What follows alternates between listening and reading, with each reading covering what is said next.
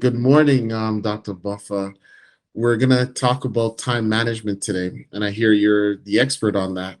You wanna tell us a little bit about yourself and your background? For sure. My name is Dr. Adriana Boffa. I am currently a lecturer at the University of Alberta in the Faculty of Education, and I'm excited to be here today to speak with you on time management. I am an educator, a researcher, a writer, also a former student, and a mother of two amazing humans. And time management and organizational skills have helped me throughout the years to succeed in all these areas. And I believe that applying these skills here today could help you and everyone, hopefully. For sure. Um, so what would you say, what is time management? What's your definition of time management? So, the actual definition of time management, or the ones that are placed in dictionaries, I guess, are uh, the ability to control time and manage time for productivity. And that's pretty difficult to do. And it seems quite daunting, actually. So, here, my definition is the ability to manage the life events or the events around life um, in terms of time, in relation to time. Managing life events one bite at a time. So that's my title, Eating the Time Elephant. How does one go about eating an elephant? And this is an expression from Bishop Desmond Tutu in the documentary I Am, and he said this in relation to how does one tackle change in this world, which is a really gigantic topic.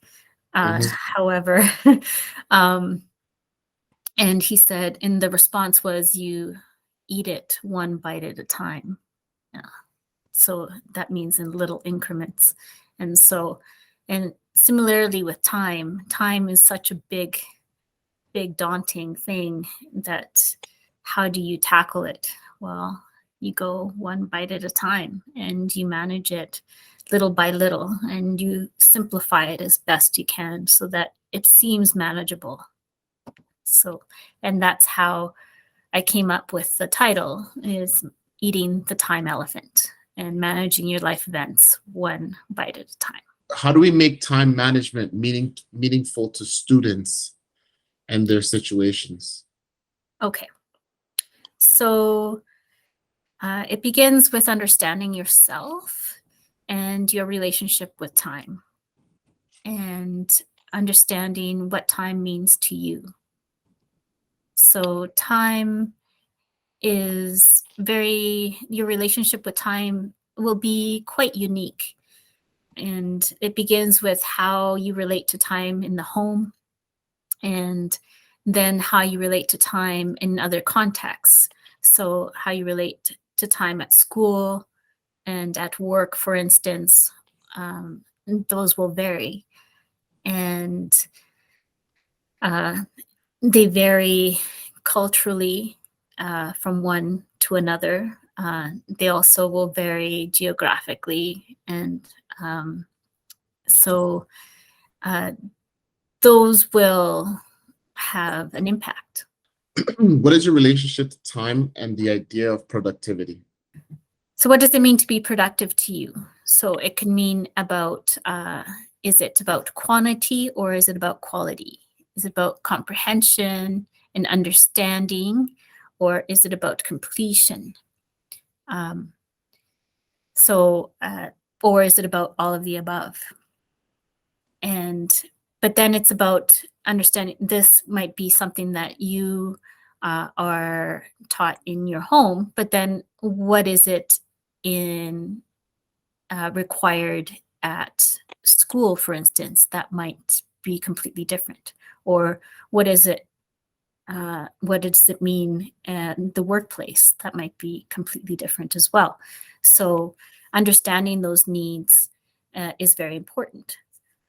So how to make time and productivity meaningful to you is a combination of both of these.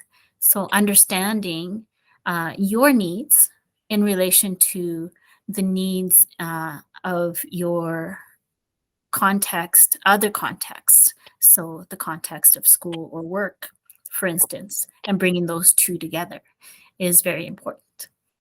Yeah, time is experienced differently in different contexts.